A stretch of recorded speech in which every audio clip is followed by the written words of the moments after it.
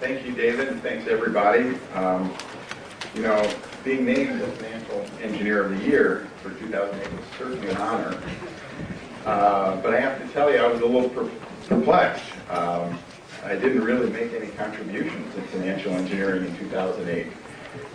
In fact, while it's true that in 2007, the hedge funds that were part of my group were part of a major debacle in the financial markets, I don't think that deserves any positive recognition either. And what's happened in the markets lately, and the public view of the financial engineering profession makes it a little bit risky to be the Financial Engineer of the Year. I got this badge this morning, and I realized I'll wear it in here, but I'm not going to wear it on the street. And I want to point out, I had nothing to do with mortgages, credit, structured products. No, that's not my area. As probably most of you know, my best work was done way back in 1990.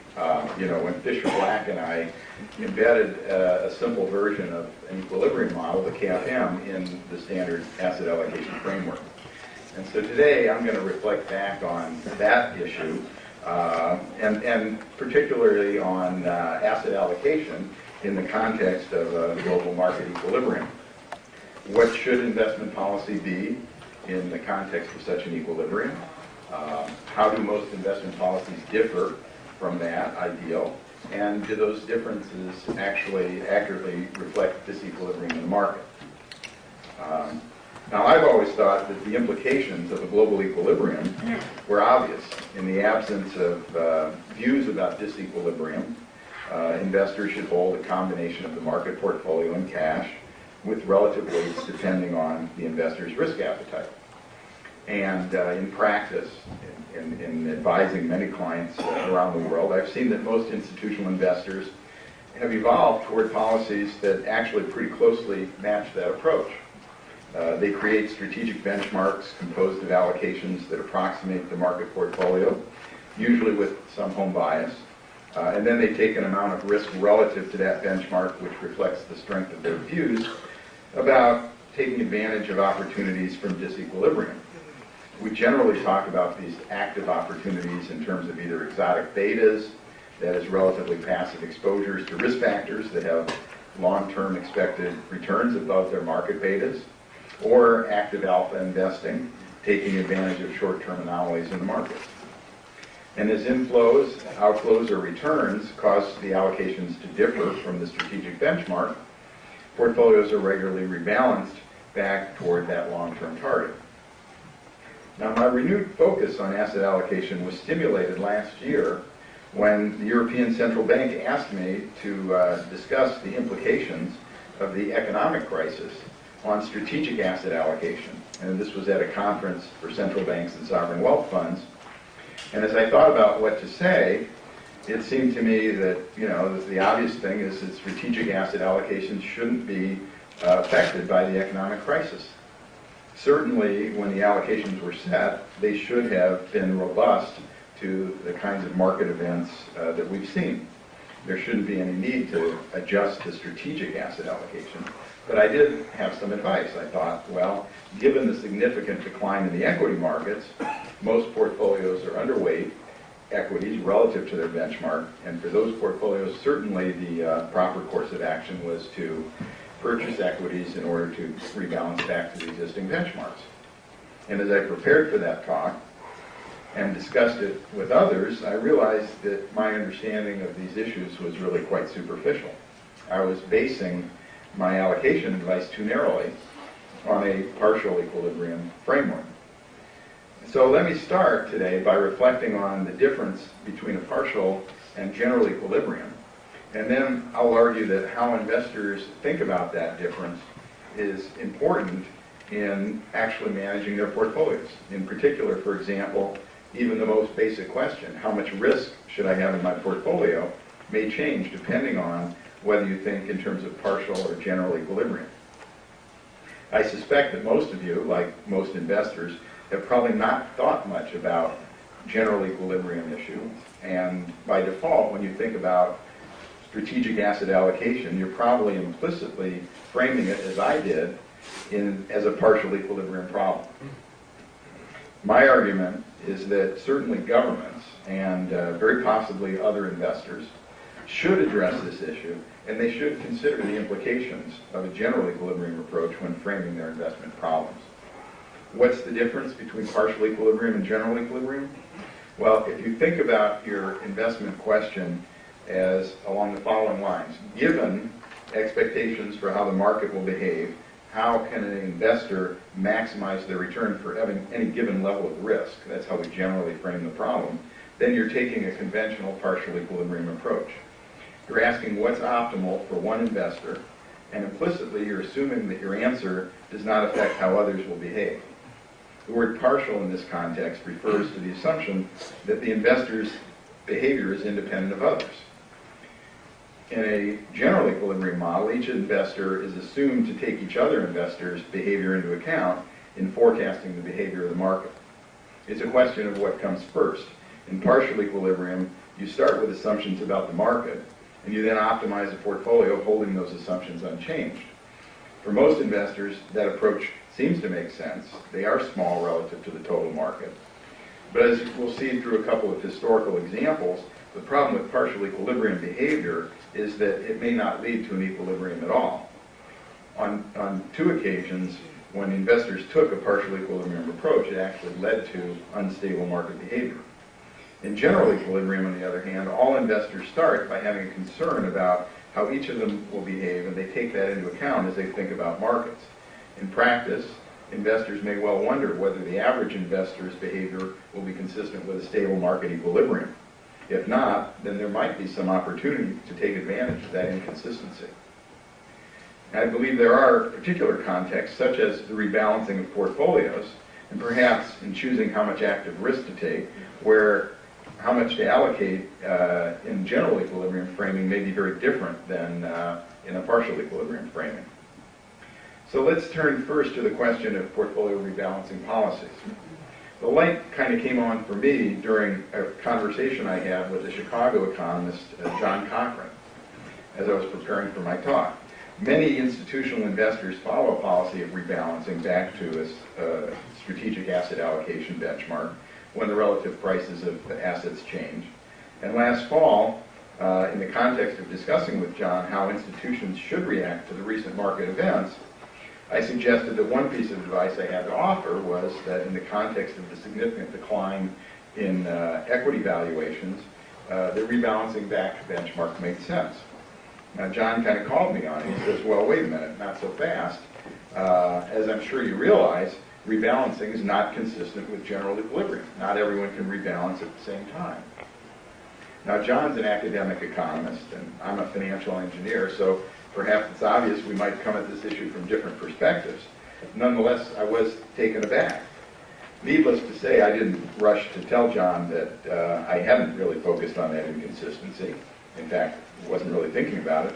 But the truth is, I've been advocating rebalancing strategies for many years to institutional investors based on a very simple idea of maintaining a constant risk exposure without ever considering whether there's an inconsistency between that individual behavior and general equilibrium. The risk-based argument for rebalancing is very straightforward.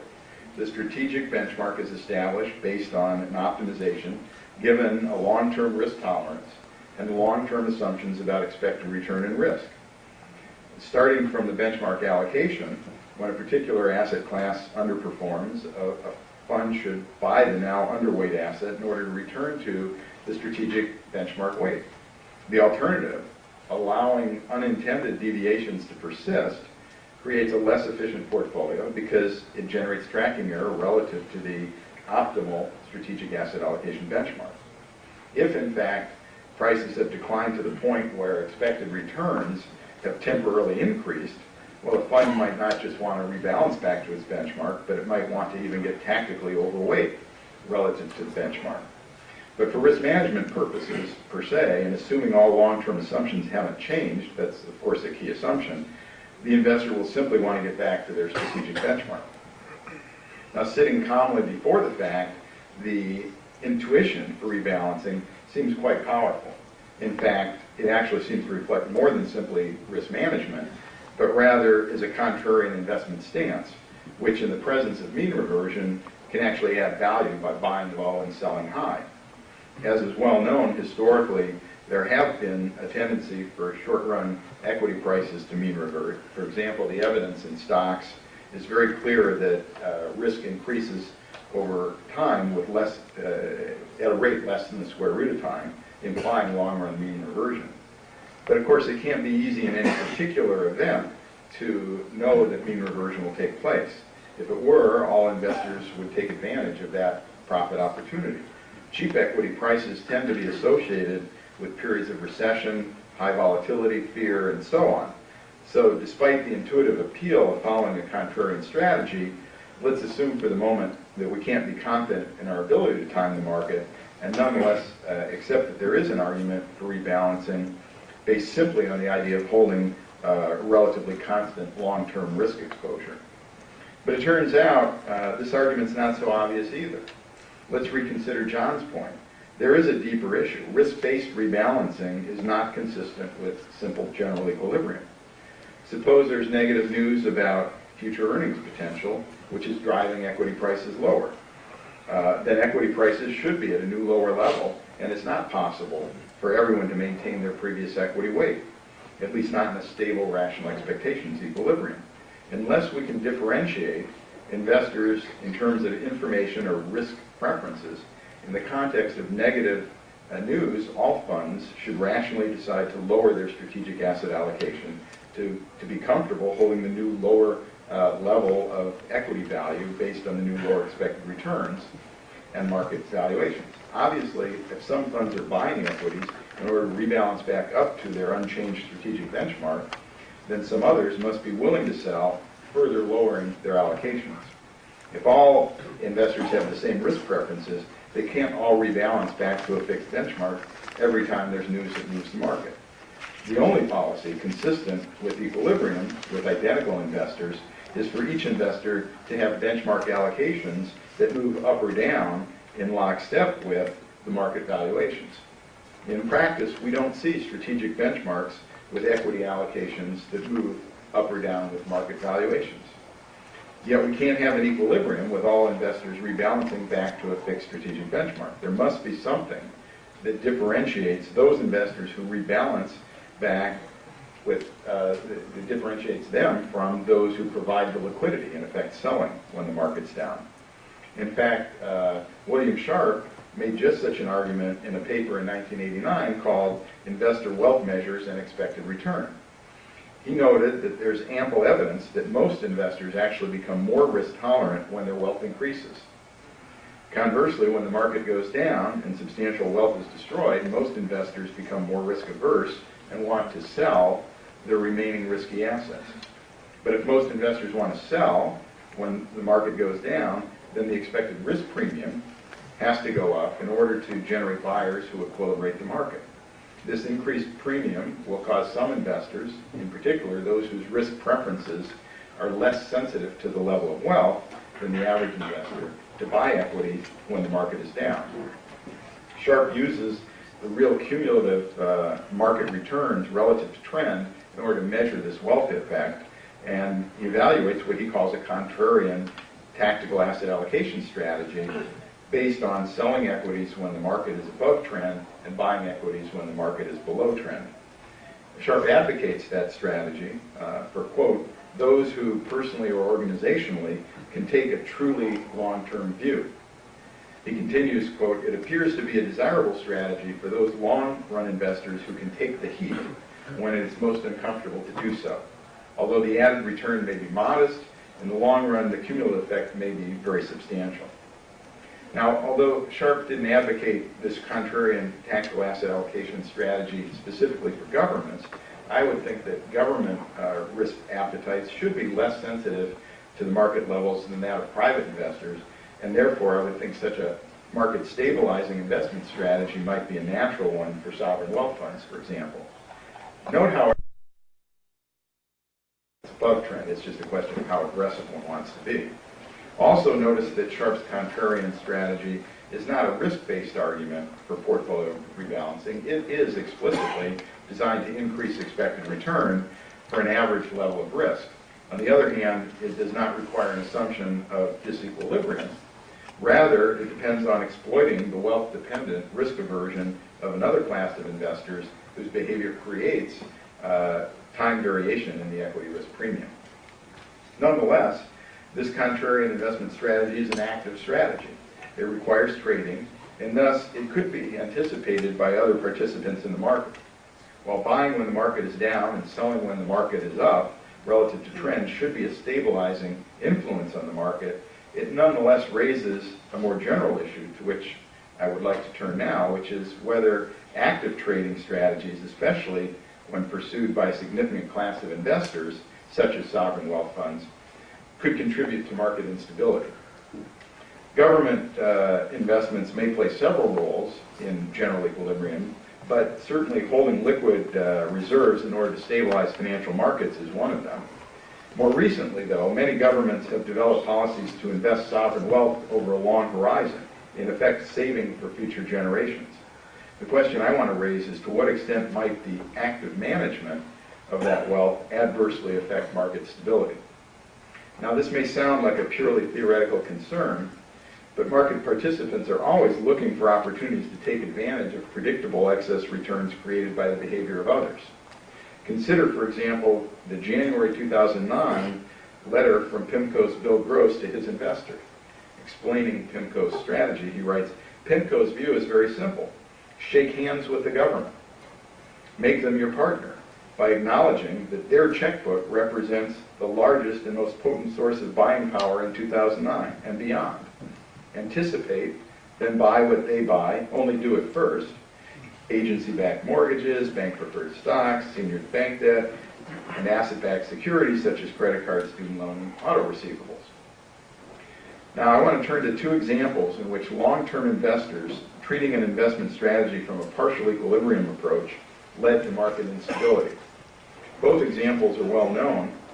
I'm sure most of you remember a rather simple and deceptively attractive investment idea developed in the mid-1980s called portfolio insurance.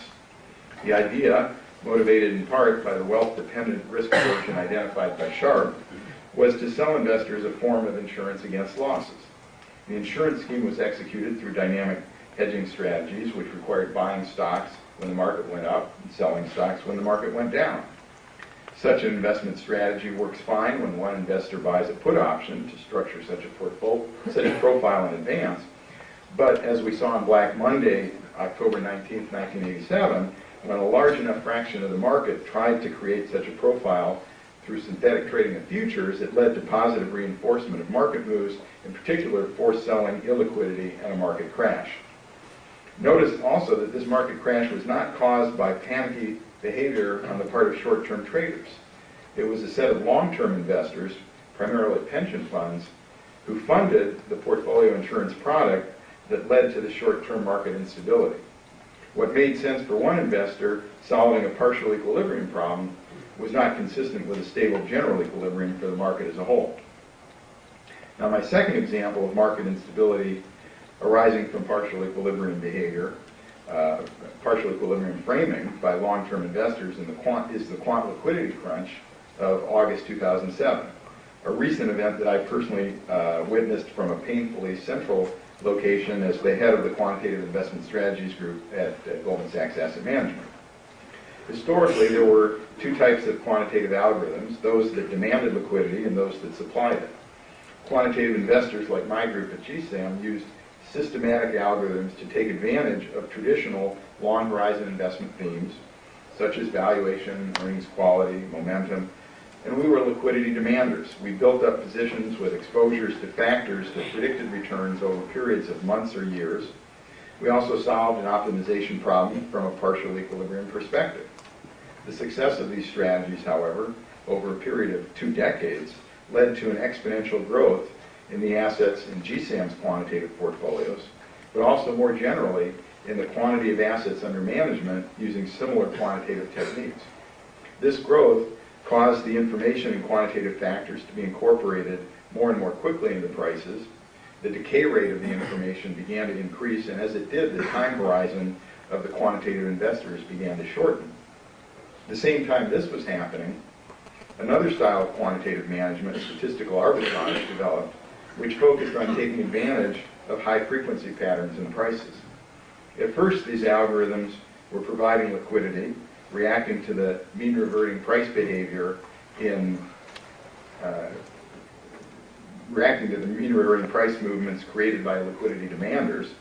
However, with the increased size of the quantitative space and their systematic behavior, liquidity providers began to be able to anticipate the liquidity demands of this group of investors by reacting to the underlying information itself rather than the signals being generated by the trading impact, so that the new information, even about long-term factors such as measures of valuation, began to be incorporated almost immediately into prices.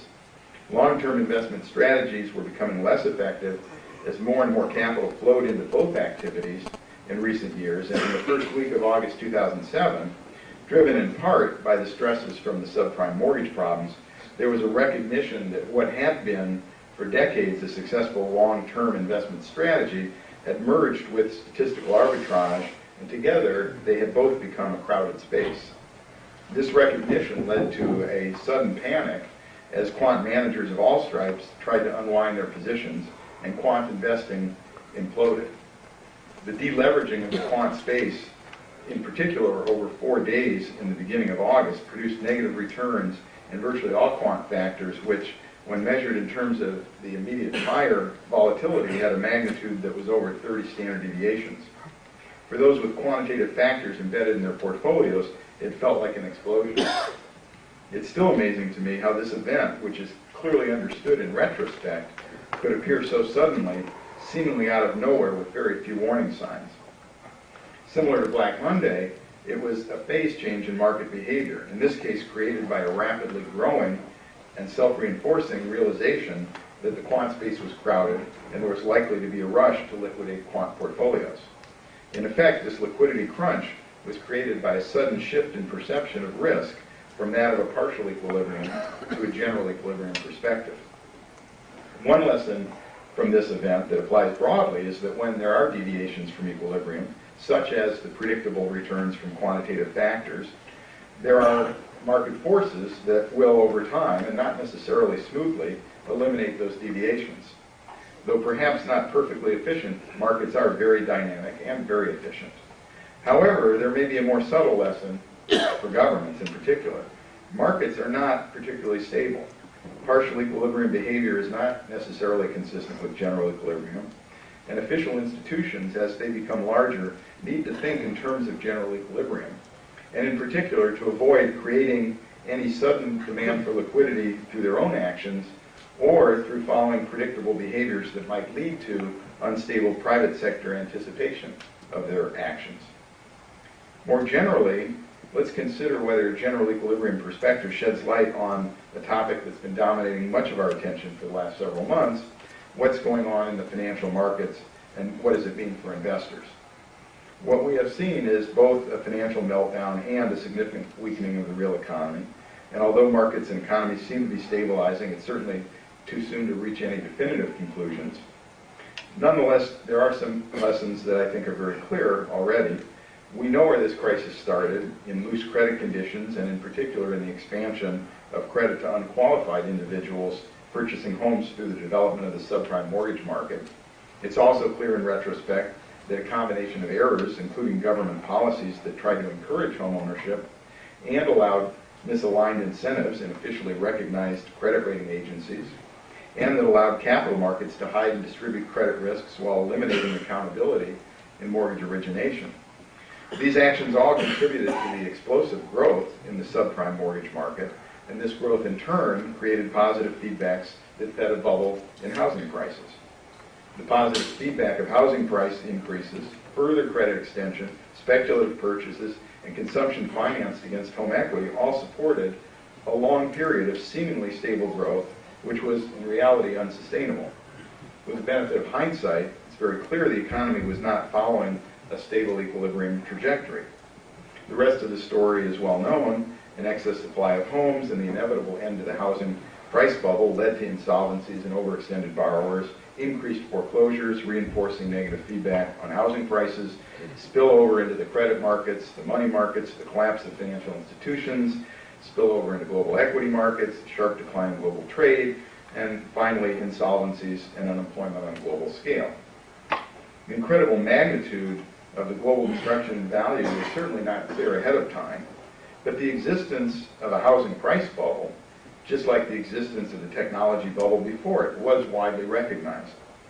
The risks such bubbles pose to the economy as a whole, particularly given the other imbalances, was not appreciated by most observers, and to me this is a key lesson that we should learn. From a general equilibrium perspective, inexorable growth that's not sustainable creates a dangerous situation. Although it's hard to predict when or how such a process will end, governments recognizing such a situation should avoid any implicit or explicit assumption that there will be a smooth transition to a stable equilibrium. In this situation, government regulators should not depend on the market to self-correct. Exponential growth is, on some time scale, an explosive process, and it's unlikely to end smoothly. Not recognizing the risk of exponential growth was my critical error in not anticipating the meltdown in the quant space. I knew the space was growing rapidly. I knew it was getting crowded, but I assumed, at least implicitly, that it would equilibrate smoothly.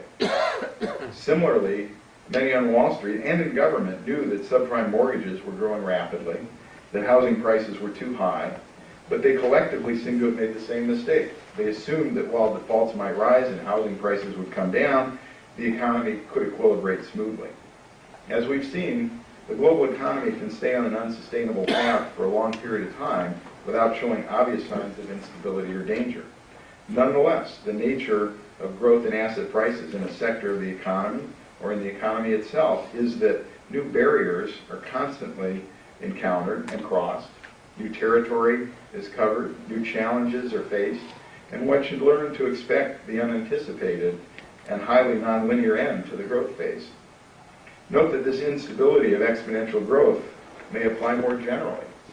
And this is exactly what scares me, for instance, about human population growth, and more specifically about the exponential growth in our emissions of greenhouse gases into the atmosphere. Although it may be difficult to forecast when, exponential growth cannot go on forever. Eventually a tipping point will be reached. Equilibrating mechanisms that have historically supported stable growth may be overwhelmed by negative feedback mechanisms, and a crash is a very possible outcome. Let's now return to some topics in asset allocation and look at how they might be impacted by recent market events. What does the equity market decline imply, for example, about the premiums that are paid to risky assets? Finance theory suggests that assets generate a risk premium proportional to the covariance of their returns with marginal utility across states of nature, which we often proxy for by measuring the covariance with a global market portfolio. One of the puzzles of finance has been the magnitude of the equity risk premium. Another puzzle has been the high premiums to what some of us call exotic betas, risks such as those in value and momentum investing, commodities, real estate, emerging markets, and insurance, which have had low historical correlations to the market portfolio. While we haven't seen the full economic consequences of this event, 2 points concerning risk premiums are suggested. First, conditioned on this event, the equity risk premium puzzle was not as much a puzzle as some thought. The equity premium during good times is as large as it is in order to induce investors to take the risk of loss during bad times. The puzzle was that the average returns to equities were as large as they were, given that bad times weren't so bad. This seemed especially true given the so-called Great Moderation, the low volatility of output and inflation since the mid-1980s, which some thought was a permanent result of structural changes in the economy or improved macroeconomic policies. It appears in retrospect that this moderation in economic volatility was temporary in nature. In the future, we will likely look back at these current events as having confirmed that very bad economic outcomes are possible, and thus that the variance of marginal utility across states of nature is larger than some economists had thought. The average returns to the market from whatever date you start your measure to today are much lower than before the market decline started. Thus, as a result of the magnitude of this event and the associated economic hardship, the equity premium in the future will not look as much of a puzzle as it seemed. Moreover, the future recognition of this risk as a result of this event should help preserve higher equity risk premiums at least for a long time forward. If you agree and your risk aversion hasn't changed, then you should probably not only be rebalancing back to a fixed benchmark, but you should actually be increasing your equity allocation above that strategic benchmark. The second point is that the returns of most of the diversifying assets were not as uncorrelated during this event as the return covariances during good times might have suggested. Apparently, those exotic betas were not as exotic as they appeared. Of course, many studies had suggested a tighter coupling of the global markets in recent years, and high correlations during a period of significant global market decline should not have been a surprise. Nonetheless, the existence of hard data documenting the simultaneous widening of spreads, the collapse of housing, equity, and even commodity prices, the negative performance of hedge fund indices, and negative returns in virtually all risky assets during this event, except government bonds, will be helpful as we go forward developing asset allocation correlation assumptions. So where does all of this leave us with respect to investing in a general equilibrium framework? Well, could there have been any conclusion other than investors should passively hold the market portfolio, possibly with some rebalancing allocations toward fixed benchmarks by some and away in reaction to market risk premium changes or the level of volatility? I suppose not. But let me also suggest an important caveat. It's not at all obvious what, quote, passively holding the market portfolio actually means in practice as an investment strategy. To me, a passive market portfolio strategy is one that stays relatively close to a combination of cash and a strategic benchmark, which includes market capitalization weights in as broad a set of investable securities representing ownership of the productive capacity of the economy as possible. But trying to define the market portfolio in detail raises interesting and difficult questions. For example, should the market portfolio include bonds? If so, should it include mortgages? Should it include private equity? Is it even possible to have a passive exposure to private equity? I'm not sure any of these questions have obvious answers, but I'd like to focus on one of these questions, or a question along these lines. Should nature preserves be part of the market portfolio? Many large investors now include commodities or more generally natural resources in their strategic benchmarks. But what about nature?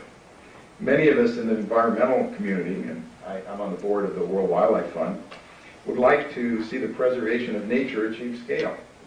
But nature preserves are rarely seen as investments, nor are they seen as having a market value. Thus, by conventional definitions, they're not part of the market portfolio. Where they exist, they are typically viewed as a cost to government or other sponsors. To me, this situation seems like an obvious market imperfection. Increasingly rare and isolated rainforests are cut down, for example, in order to supply pulp and paper mills or grow palm oil. Meanwhile, scientists are only beginning to focus on valuing the ecosystem services that are provided by nature. Clean air and water from undeveloped land, fish from the ocean, carbon sequestration by growing forests, biodiversity, ecotourism, and so on. But historically, these services have been taken for granted. They're rarely priced. Over time, as the natural ecosystems around the globe become further eroded and the value of their services increases, my guess is that governments will be forced to focus on preserving nature and will put policies in place such that these services will command a market price. A very small number of nature funds exist today, but they're not viewed as investment opportunities.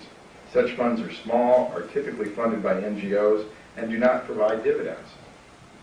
But I think there is an opportunity for investors if funds are created that both protect nature and derive dividends from the ecosystem services that these protected areas provide.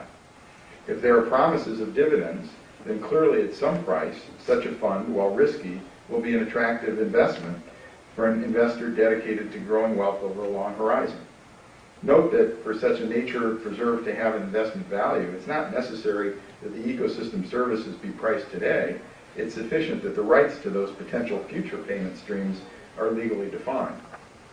Let me conclude by simply reiterating that while I do not have any illusion that the economy is now, or ever will be, in equilibrium, whatever that might mean, I do think a general equilibrium framework can be a very useful guide to thinking about investment issues, particularly as it applies to appropriate asset allocation assumptions, rebalancing policy, issues related to market stability, and in thinking about how to take advantage of market imperfections or gaps in the definition of the market portfolio. Thank you, and I'll be happy to.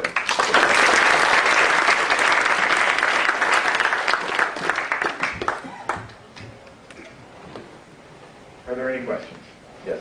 You mentioned crowded trades, and without question those have contributed to the nature of market dislocations. What is your view with regard to regulatory response and stress testing for systemic risk going forward? Well, first of all, I think stress testing is a key part of risk management. So I'm very much in favor of stress testing. I guess the question, or the thrust of your question, is how much can the government do in this regard? And I think the government can do a lot more in terms of gathering information than it has in the past, and then processing that information.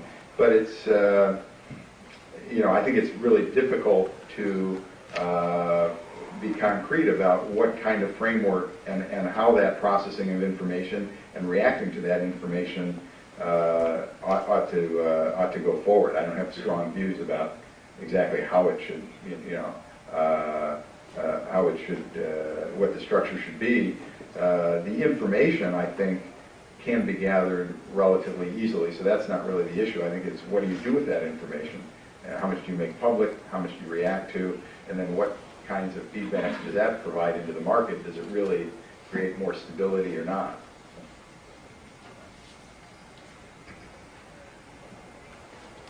In the earlier part of your presentation, you mentioned portfolio insurance, and you specifically mentioned one part of portfolio insurance, which was dealing with a cash market and a derivatives market.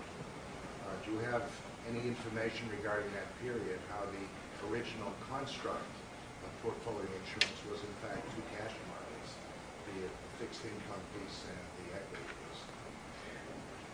Sounds like you might know more about that than I. I was around then, but I wasn't involved actually in the product or how it was sold or executed. So it did work. Yeah. Okay. Well, if you had an option, I suppose it worked. But if you were relying on dynamic hedging, it wasn't working, right? Is that your point? Well, the point was there was a bifurcation between the derivatives market and the cash market in terms of the implied price.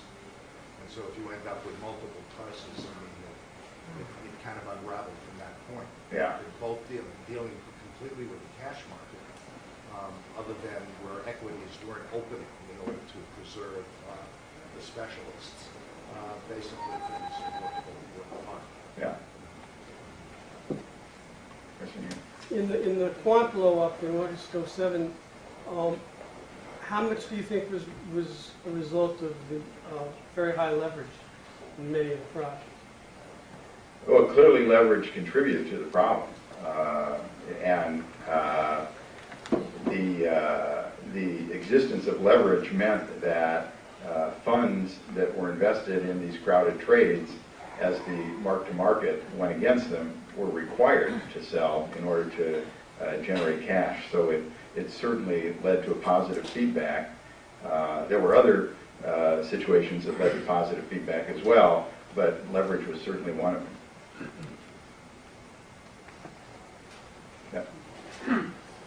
Yeah. Your comments, I think, are absolutely right on about the difference between partial equilibrium and general equilibrium.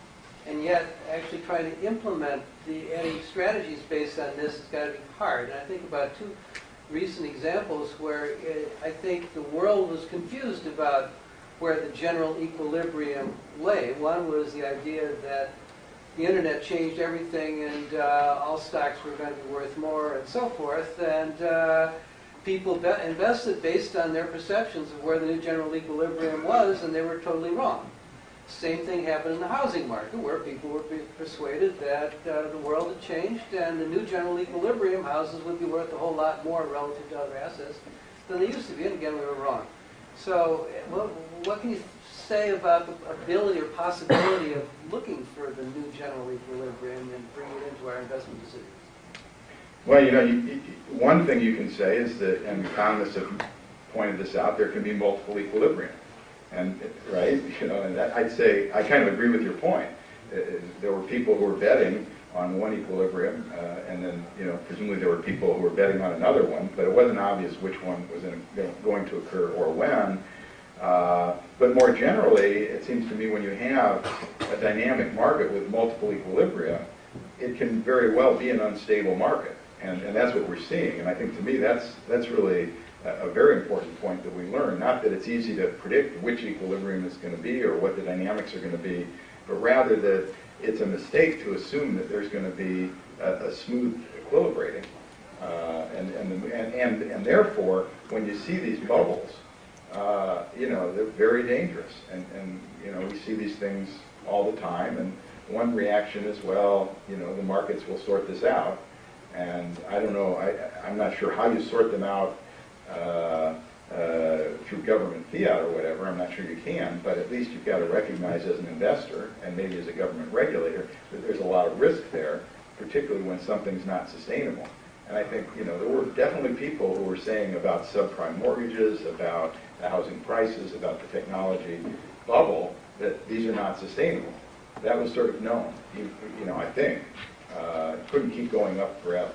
And so I think that's kind of more the lesson, rather than that we can necessarily say what's going to happen. Obviously, everyone's trying to forecast what's going to happen every day. Those prices are there because those were the equilibrating prices at that time. But, 2 days later, they might not be. When you stood in the middle of the quant debacle, it was amazing how things changed over the course of 3 or 4 days. And once it started changing, you knew there was a new stable equilibrium that was miles away from where you were. You just didn't know where it was going to be. Yeah. A couple of weeks ago, in the Financial Times, we saw that after the Lord Turner published his report, that he's the head of the FSA, saying that mathematical models were part of the problem. The Mathematical Society, or Financial Mathematical Society in England, proposed to have a meeting with Lord Turner to explain that, first, that he's not 100% correct. Second, that mathematical models could be part of the solution. Here in the US, now that you are a financial engineer for the year, as we see in Washington, D.C., we have lawyers, economists, and politicians trying to solve the problem. We don't see too many financial engineers. Is this something that you would propose, well, to be a spokesperson for financial engineers? No. And sometimes you feel like pointing out that 2 + 2 is still equal to 4, and I know that's kind of what you're getting at. People seem to sometimes forget that math doesn't change. No, I think there's a lot of deeper issues than, the financial engineering. We're going to be around forever. I'm not too worried about that, just as mathematicians will be, and so on. But the risk management issues, people sometimes say this was a debacle in risk management. It wasn't a debacle in risk management. It might have been a debacle in senior management not understanding the risks they were taking, or maybe they just didn't care, whatever. But I think there are, issues about how these, the financial sector in particular are regulated are very significant issues. I'm not sure that the financial engineers are really at the center of that debate.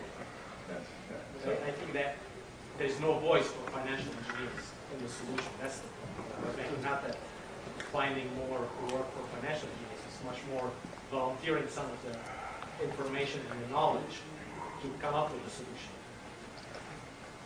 Well, maybe, but I don't see a financial engineering problem that needs to be solved in order to solve the regulatory problems, for example. To me, the issues that led to the current problems were not financial engineering problems. The financial engineering may have created, opportunities, for instance, in structuring products that then led to it.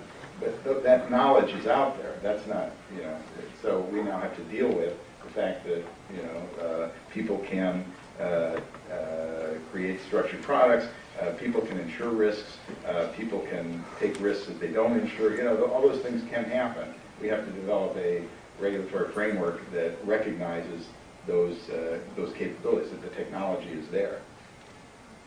Yeah. You touched briefly on the exotic betas. Yeah. Is there a future for exotic betas, or is all the correlations gone to one? Is everything really just a market beta? Well, I think there are forces in the markets that will cause the risk premiums associated with what we have called exotic betas to converge toward their market beta. That's the way I would put it. And some of the things, when we try to distinguish exotic betas from alpha, it's a little bit of an artificial, it's not like there's a line. It's what we're really saying is some of these opportunities seem to last for a long time. Value investing seems to have, lasted for a long time.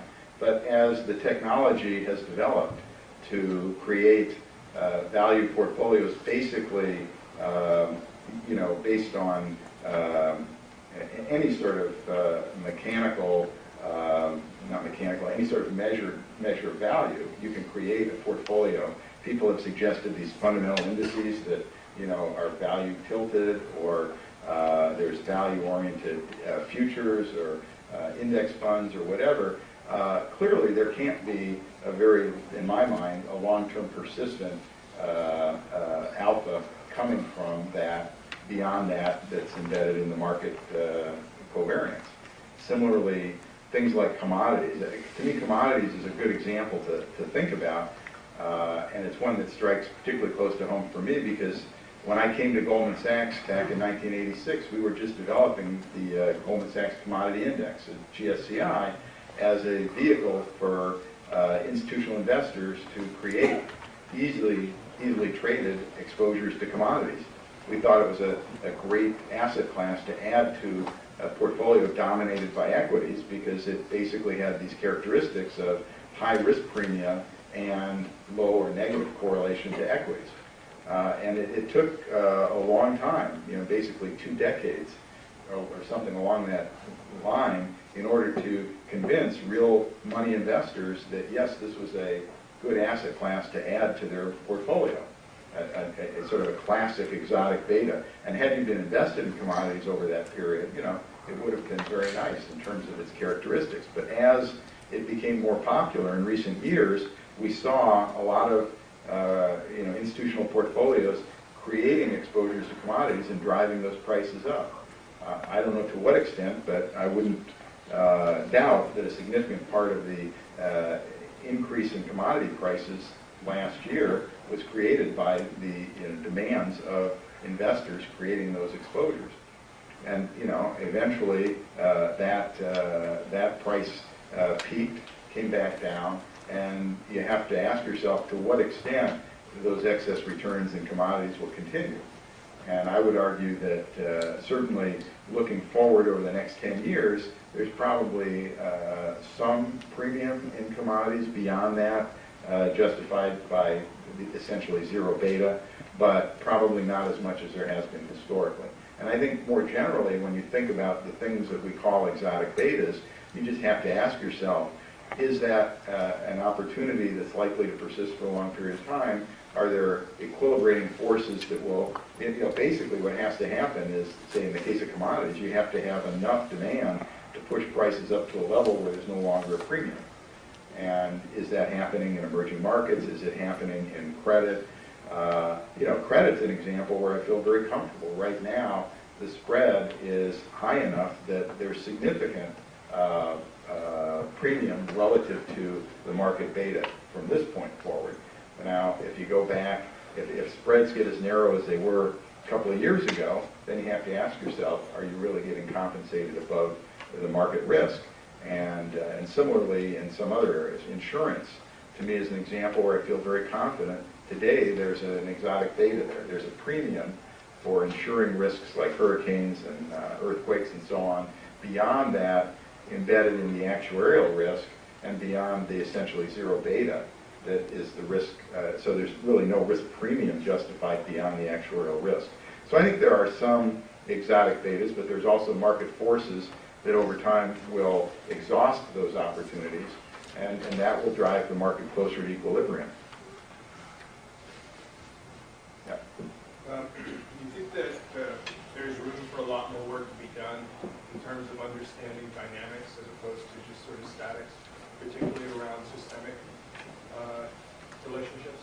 I mean, you mentioned several times the feedback loops. And although, I mean, I think the key to the comment you made was you thought things would equilibrate, but you didn't expect them to equilibrate in such a chaotic fashion or catastrophic fashion. So is there more work we can do around dynamics to understand the different ways in which things may come back to rational level? Yes, absolutely. I don't know what else to say. I think you expressed it very well. I think that's one of the, let's put it this way, our standard approach to asset allocation is sort of the one period model, and that's clearly not adequate to address these questions of stability and dynamics. And that was really one of the points that John Cochran made to me when we were talking. He said, you know, he has a dynamic general equilibrium model. He called it the two trees model, and it's a very interesting model. And you know, there's instability in that model. So all you need is two trees rather than one. In a one tree model, you get a nice stable equilibrium. In two trees, anything goes. So, yes.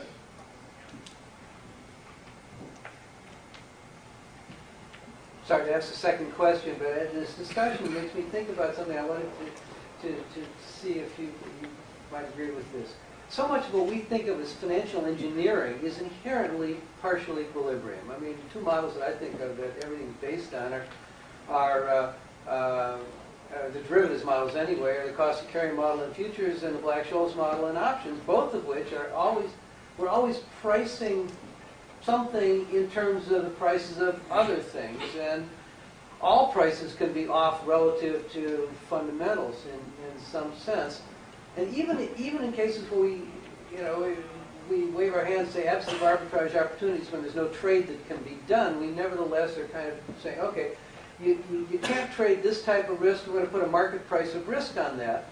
But as long as the market price of risk, of that kind of risk, is a constant, again, we're saying that we're going to price one thing off of other things. Would you think that to move more towards thinking about general equilibrium, we have to model more the dynamics of risk premia, of things like that, and move away from what we traditionally think of as financial engineering? Yeah, absolutely. Right. I totally agree.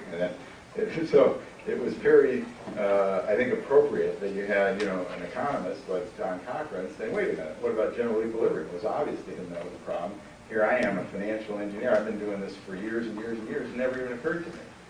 I'm always advising an investor, never worrying about, what everyone else is doing. You start advising the sovereign funds, though, and you start thinking, they're big, there's a lot of them, and it's a significant part of the market. Maybe it's very relevant for them.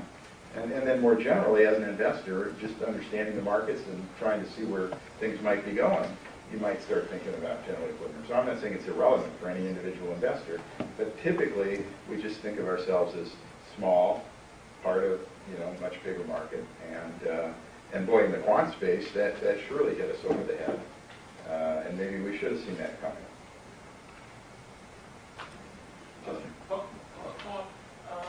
Is this effect only a general equilibrium effect, or is it in some ways more basic? About a decade ago, I was on an investment committee of a $500 million or $1 billion type portfolio, and we had a discussion about Asia. They said, oh yeah, Asia is down. It's down by about half. And they said our target was 12%, and we're at 6%. So we need to rebalance. So I posed the question, why? And we looked at me kind of puzzled. And I said, well, the world's telling you that Asia's half as full as it was before. And so, so there, even from an investor that's not of huge scale, although I would have made the same argument to an investor with $100,000, I think. So is the effect really a general equilibrium effect, or is it just thinking about the import of prices? In a sense, my argument was really kind of a cap-M. It was really a cap-M, kind of a standard cap-M type of argument. No, it would, but cap-M is a general equilibrium for No, what I'm everything. saying, fair enough. But does it require that the investor be big in the scale of the economy? No. That's what I was trying to say. You don't have to be big. Right, okay. You don't have to worry about, is everyone doing what I'm doing? It's just more general, you can say, is it consistent with a general equilibrium? But I think the more interesting, perhaps, way to think about it is, are there different classes of investors? Are there, in particular, long-term investors, short-term investors? That's kind of what Bill Sharp was getting at in his article. And, I'm not sure that's the only explanation, but it seems like a pretty intuitive explanation. And therefore, there are opportunities for long-term investors. The question is the emerging markets being down by 50% really that they're half as important or half as valuable as they used to be, or is it an overreaction? And, I think there's lots of evidence that in many cases there are mean reversions in equity valuations, and that this is an opportunity that others can take advantage of if you have a longer horizon. I think this ties in a lot with what Rob was saying this morning in terms of the correlation between volatility and negative market moves. Is that driving the markets, or is there an overreaction there? Especially for a long-term investor, those volatilities tend to mean revert pretty quickly. So if you're a long-term investor, the fact that volatilities go up over the next, or can be expected to stay high for the next 3 months, probably shouldn't affect very much what risk you're willing to take. If there's a significant impact on prices, maybe I can take advantage of that.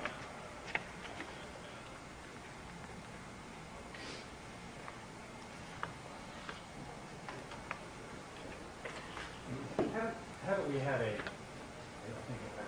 failure macroeconomics and macroeconomists to adopt and use the tools from risk management?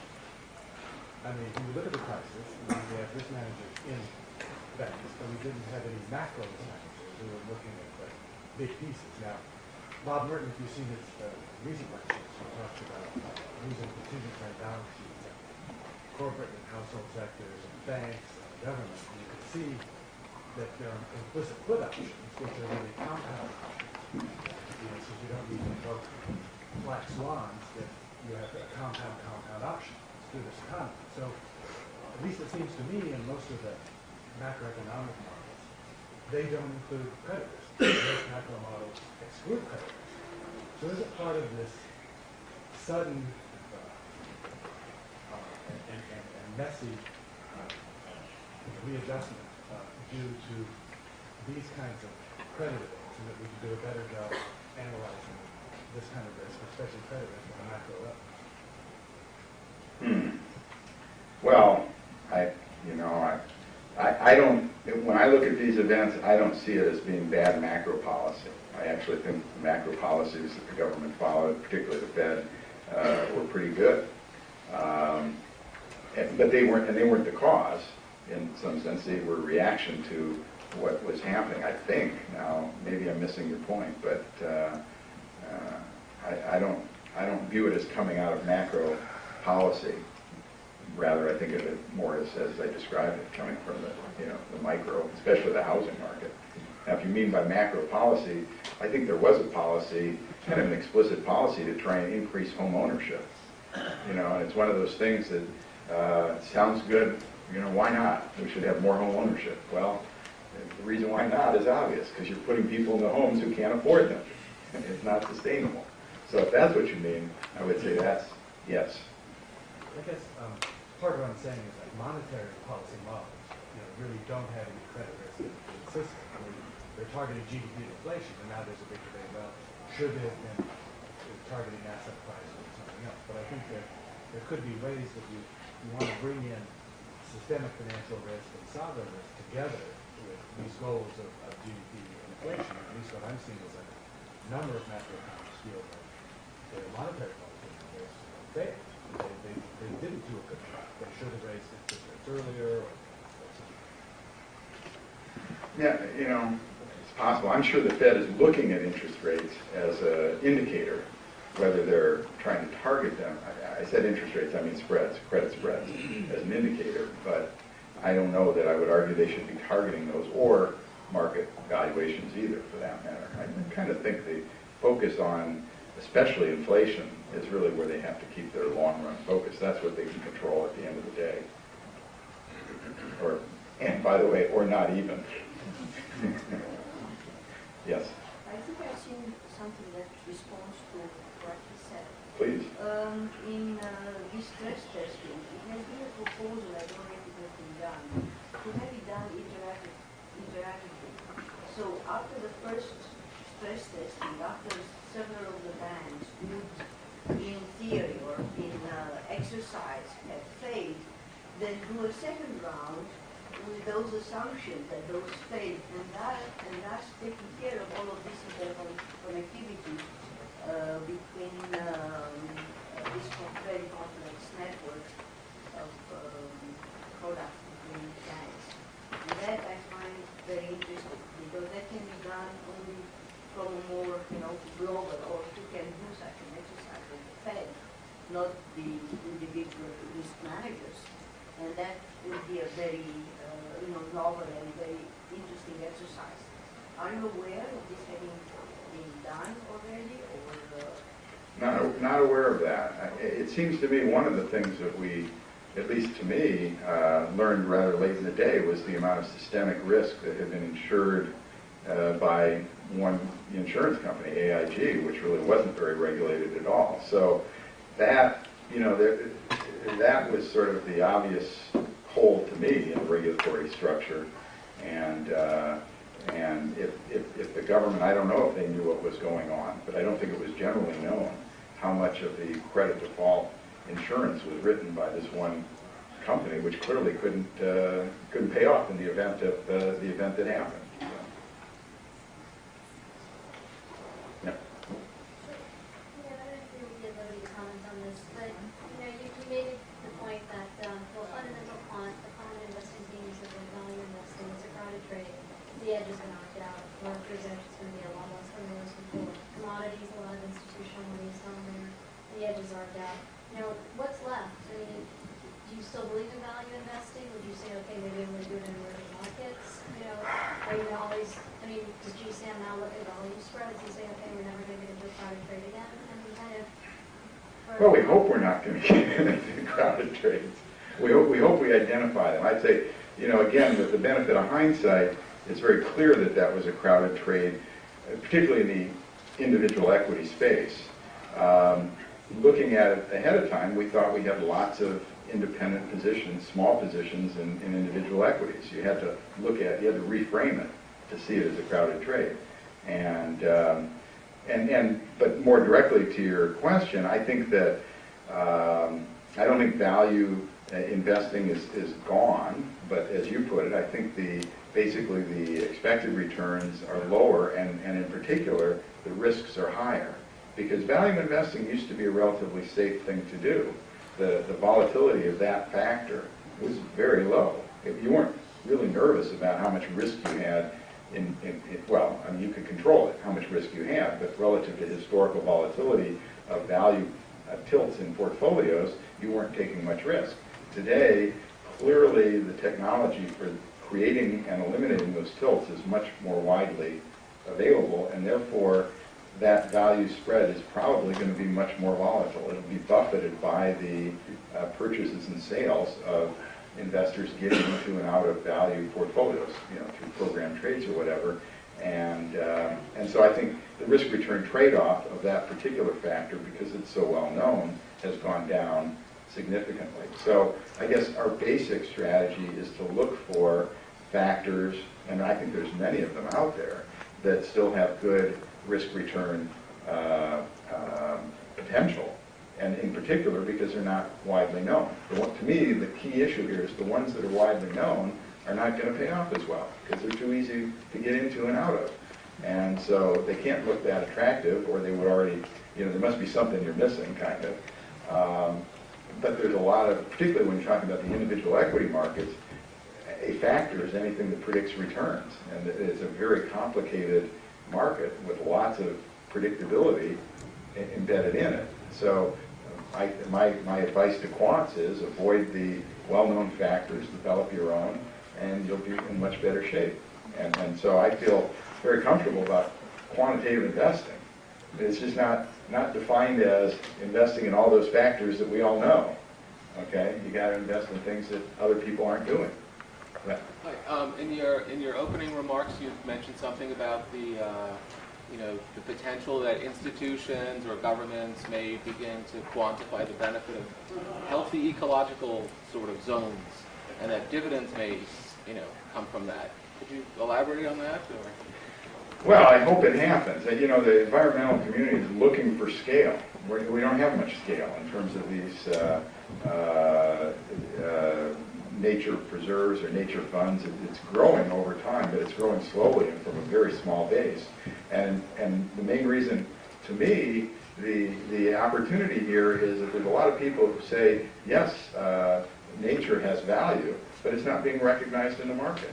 There's no way I can invest in it and say this is an undervalued asset, because there's no asset I can invest in.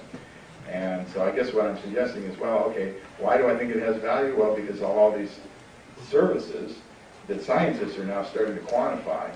The one that has really raised this issue, I think, in people's minds is the sequestration of carbon, because we're now talking about pricing carbon. I'm sure carbon will be priced.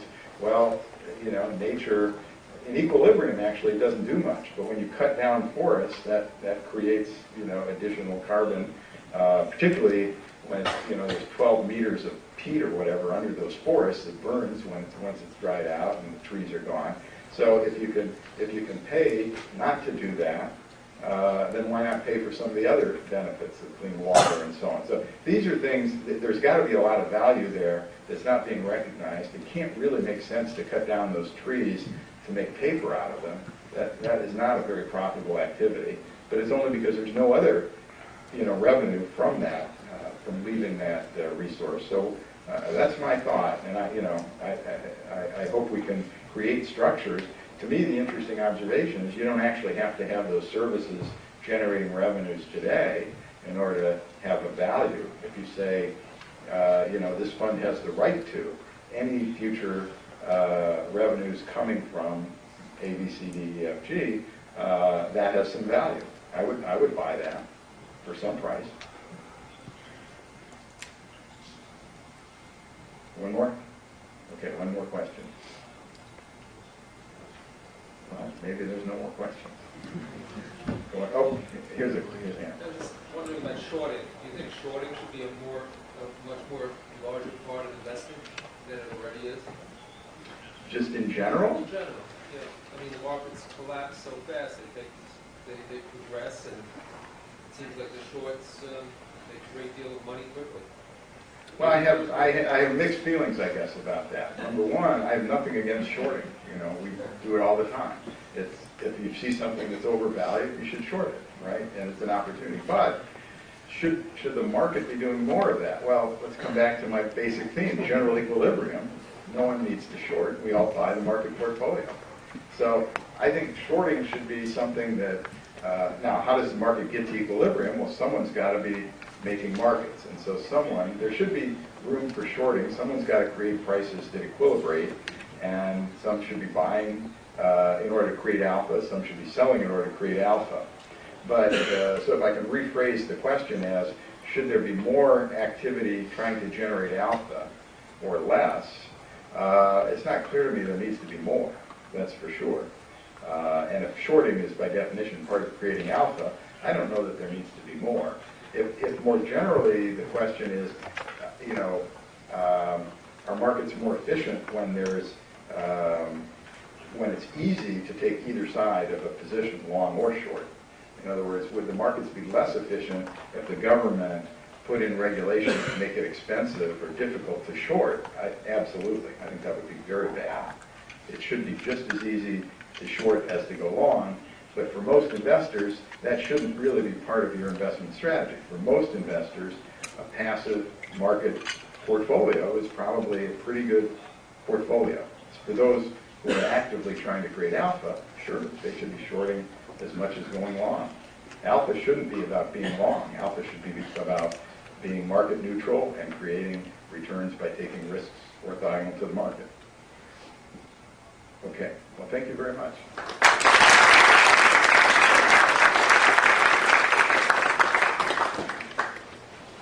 There's a 10-minute break, and we'll start right back at 10 minutes. Thank you.